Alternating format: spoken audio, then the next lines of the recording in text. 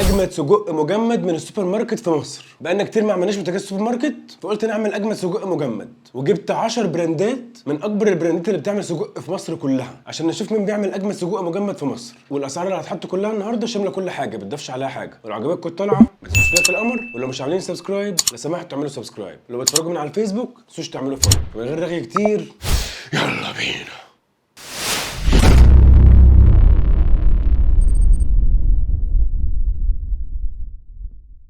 نبدا من الارخص للاغلى. فنبدا باول حاجه معانا النهارده المراعي او جريت فودز. وجريت فودز عندهم علبه سجق 300 جرام ب 80 جنيه. تعالوا اوريها لكم. ده شكل العلبه كده. نخش نحضرها بقى في شويه بصل وطماطم وتخديعه، واجي لكم تاني. نحط شويه زيت في الطاسه بقى وننزل عليهم بالسجق، وننزل بشويه بصل وطماطم وفلفل الوان، نقلب كله في بعضه، نسيبهم يستووا واجي اوريهم لكم. ده شكل السجق كده بعد ما اتعمل. وخليت امي تعمل لي طبق مكرونه عظيم من بتاعها، وده احلى طبق مكرونه بالصلصه الحمراء ممكن تاكلوه في حياتكم كلها. نخش على الطعم. بسم الله. طبق المكرونه العظيم ده بقى هيبقى معانا طول الحلقه، عشان لو مسافر عايز تعمل اكله سريعه هتبقى مناسبه جدا لحاجه زي كده الاكله دي. نخش على السجق بعد ما استوى. طبعا شفتوني انا بعمله.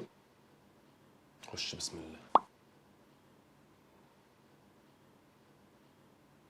هو طعمه مصنع قوي، يعني قلب على طعم اللانشون كده.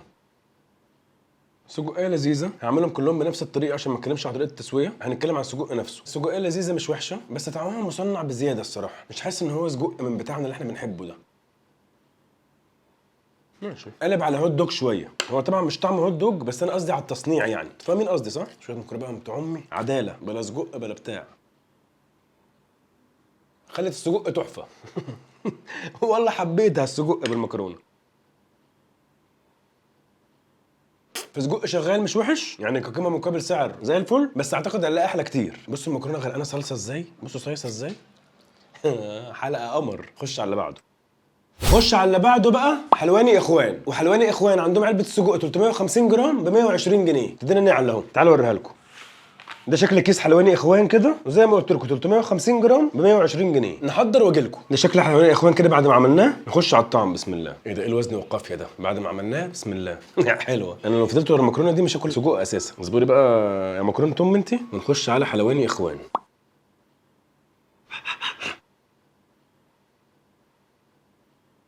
طعمه احسن شويه من المراعي، بس ما زال واضح فيه برضو الطعم الصناعي اللي هو مش السجق البلدي بتاعنا ده. لا هو بعيد عنه خالص الصراحه. هو سجق شركات وباين انه شركات، انما كطعم احسن من المراعي اللي جه من شويه اللي هو جريت فود. التاني كان لانشون خالص. واي حاجه يا بيه عشان نكون متفقين، بس اي نوع سجق هيجي لو سجق يعني قطعه اسمنتيه اتحط على مكرونه امي هيبقى تحفه. فنجرب كده مع المكرونه لاجل التفاصيل مش لاجل الريفيو. انا صريح ما احبش احور. والله العظيم لو حطيت فيها قطع طوب. فسجق طعمه احسن شويه من جريت فودز، بس انا لسه مستني الفايز. هنخش على اللي بعده. نخش على اللي بعده بقى ميتكو. وميتكو عندهم علبه سجق 350 جرام ب 138 جنيه. تعالوا اوريها لكم. ده شكل علبه ميتكو كده، وزي ما قلت لكم 350 جرام ب 138 جنيه. نحضر واجي لكم. ده شكل سجق ميتكو كده، وخير اللهم اجعله خير. انا حاسس ان انا داخل على هوت دوج. فنخش على الطعم. مش فاكر الكلام على ايه. نخش على سجق ميتكو.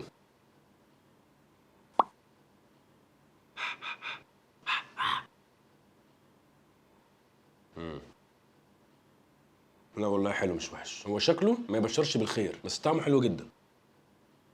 بس هو في عيب برضه. القوام بتاعه احسن كتير من اللي فاتوا، مدي على قوام لحم مفرومه شويه كده، غير الطعم الصناعي اللي جه من شويه. بس هو فيه توابل صرخه، يعني التوابل فيه كتير جدا. والتوابل حلو ان هي تبقى متوسطه، يعني تبقى محيقاه ما يبقاش دلع، وفي نفس الوقت ما يبقاش هي الطعم الطاغي الاساسي الرئيسي الوحيد. هي دي بس يعني ايه اعتراضي عليه. طب نجرب مع المكرونه، لان انا عندي فضول اعرف ده طعمه مع المكرونه يبقى عامل ازاي بالتوابل الجامده قوي اللي فيه دي. شوكه. نغرف شويه مكرونه. مش هيتحكم عليه مع المكرونه خالص، مش هينفع. احسن قوام جه من اول الحلقه لغايه دلوقتي. عيبه الوحيد ان توابله صارخه، يعني مصوته ببقك يا لهوي كده. نخش على اللي بعده. جت عليكم حاجه؟ حاسس ان هي طارت، بس هي زودتني ايه. نخش على اللي بعده. نخش على اللي بعده بقى اطياب. واطياب عندهم علبه السجق 350 جرام ب 150 جنيه. تعالوا اوريها لكم. ده شكل علبه اطياب كده، حاطط لك من بره الكالوريز والبروتين والفاتس بتاعتها قد ايه. نحضر واجي لكم. ده شكل سجق اطياب بعد ما اتعمل كده. نخش على الطعم. بسم الله. وشكلا انا متفائل بخير قوي الصراحه. فنخش على سجق اطياب.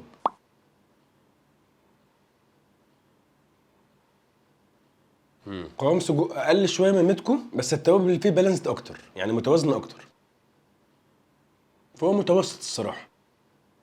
يعني قوام مش احسن حاجه قوي، ناعم شويه كده، وفي حتت بتعض جامد، تحس ان هي عامله زي القطعه تبقى في البرجر كده، مع التوابل مظبوطه وحلوه، مش وحشه خالص. مع المكرونه بقى عشان نحليه. خش يا بيه. فزي ما قلت لكم سوسو لا وحش ما يتاكلش، ولا برضو اعتقد ان هو يبقى الفايز، فنخش على اللي بعده. نخش على اللي بعده بقى سعودي ماركت. وسعودي ماركت عندهم نص كيلو سجق ب 215 جنيه. تعالوا اوريه لكم. ده شكل نص كيلو سجق من عند سعودي ماركت كده. نحضر ونخش بسم الله. ده شكل سجق سعودي كده بعد ما اتعمل، وزي ما انتم شايفين كده ده اكتر نوع فيهم نزل صوص. نخش على الطعم بسم الله. نخش على سجق سعودي. حاسس ان هو جاف سيكه مش عارف ليه. لا احبطني قوي الصراحه. على قد ما هو اكتر واحد منزل صوص، بس القوام بتاعه جاف كده حبتين تلاتة، مش ناعم زي اللي فاتوا. هو قوام لحمه مفرومه ناشفه، دهونها قليله، وتوابله بسيطه قوي بقى، يعني تكاد تكون مش ظاهره اصلا، فده عيب برضه. لان زي ما قلت لكم هو المفروض الصح بتاعه لا تبقى هاديه قوي كده، ولا تبقى صارخه مثلا زي متكو، البالانسد المتوازنه يعني. انا بتلكش ناكل مكرونه انتوا عارفين. فسجق محبط قوي الصراحه. نخش على اللي بعده. نخش على اللي بعده بقى مطعم الدهان. لاول مره من اول الحلقه، اللي مش سايب السوبر ماركت تاكل عيش ده بيبيع مجمدات. ومطعم الدهان عنده علبه سجق نص كيلو ب 250 جنيه. تعالوا اوريها لكم. ده شكل علبه الدهان كده، وزي ما انتم شايفين السجقيه محمله. نحضر واجي لكم. ده شكل سجق الدهان كده بعد ما عملناه. نخش على الطعم بسم الله. هل هيعملها تاني زي كفته الرز؟ هنشوف.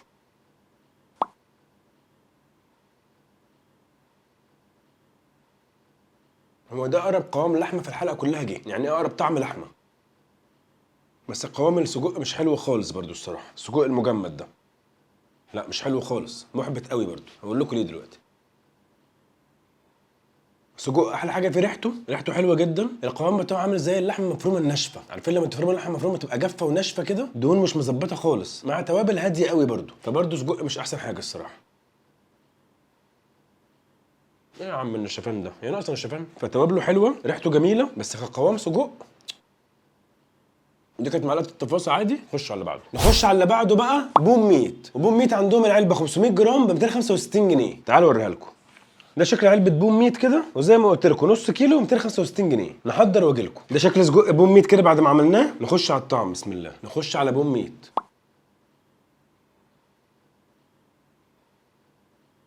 قوام سجق لذيذ حلو مش وحش كقوام، بس هو ماسك شويه، يعني مش جاف ومش جوسي، في النص بينهم ماسك سيكه. بس تتبيلته بقى اللي مش احسن حاجه، تتبيلته هاديه خالص، يكاد يكون ما فيهوش توابل اصلا. نحليه.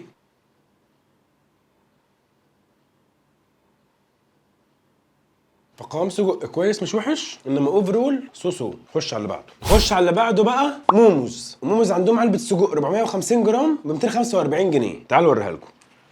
ده شكل علبه موموز كده، مكتوب عليها سجق بالخلطه المصريه. نحضر واجي لكم. ده شكل موموز كده بعد ما عملناه، وزي ما انتم شايفين كده شكله يفرح. نخش على الطعم بسم الله. نخش على موموز. ولع نار.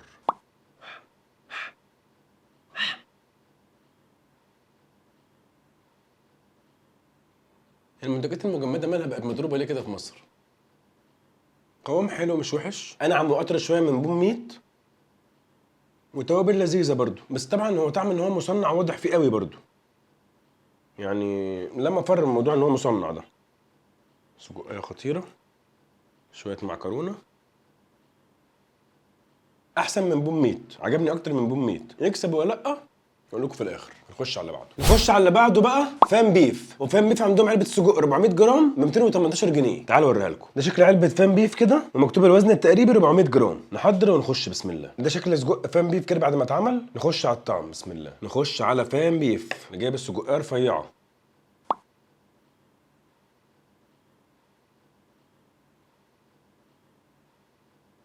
سجقية رفيعة، قوامها معقول مش وحشة، وتتبيلتها مظبوطة برضو. فسجقية حلوة مش وحشة، هي عيبها بس ان هي رفيعة.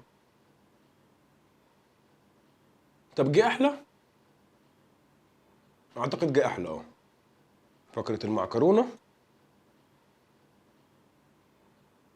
في سجق قوامه حلو جدا، طعم تتبيلته حلوه برده مش وحش. نخش على الفينال بقى، نخش على اخر واحد معانا النهارده واخر واحد في حلقه النهارده برده، جورميه ايجيبت. وجورميه ايجيبت عندهم السجق البلدي العلبه 450 جرام ب 324 جنيه، الاغلى في الحلقه. تعالوا اوريه لكم. ده شكل السجق من عند جورميه ايجيبت كده، وزي ما انتم شايفين شكله مختلف خالص عن كل اللي جه، ومكتوب على العلبه بيور بلدي بيف. نحضر واجي لكم. ده شكل سجق جورميه كده بعد ما اتعمل، وزي ما انتم شايفين واضح قوي ان هو بريميوم، يعني شكله فعلا بريميوم كواليتي. نخش على الطعم بسم الله. نخش على جورميه اللي شكله يفرح الصراحه.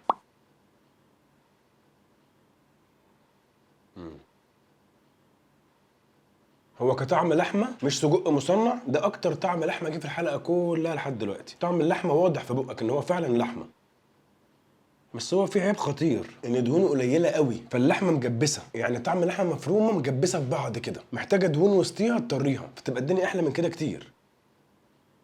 لان هو كطعم وقوام دخل على الكفته كده، عارفين طعم الكفته الجافه كمان، مش اللي هي دونها جوسي، لا هو مدي طعم كفته جافه، والله بكلمك بجد.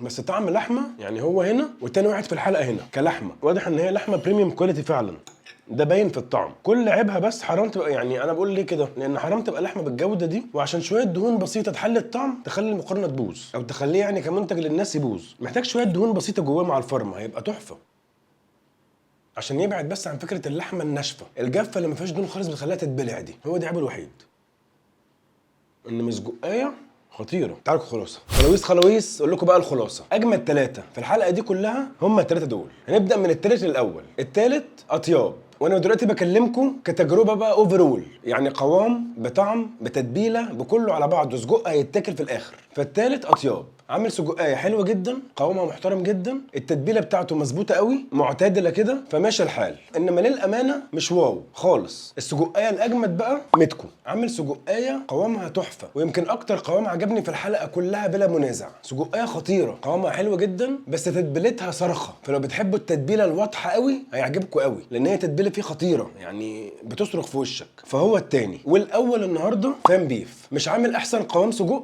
بس عامل تتبيله خطيره. فاوفرول السجقايه حلوه جدا، قوامها شغال مش وحش، تتبيلتها خطيره، فيها سنه سبايسي كده فمديها حرشانه وطعم حلو قوي، وسجقايه في الاخر هتاكل وتستمتع وهتعجبك قوي. ودي كده خلاصه الخلاصه. بس كده دي كانت طلعت الاسبوع ده. لو عجبتكم الطلعه ما تنسوش لايك القمر، ولو مش عاملين سبسكرايب لو سمحتوا اعملوا سبسكرايب وفعلوا الجرس عشان يجيلكم الحاجه منزلها اول باول. لو بتتفرجوا من على الفيسبوك ما تنسوش تعملوا فولو. لحد الاسبوع الجاي ان شاء الله، الاسبوع الجاي طلعه جديده. اشوفكم على خير، يا عم سلام.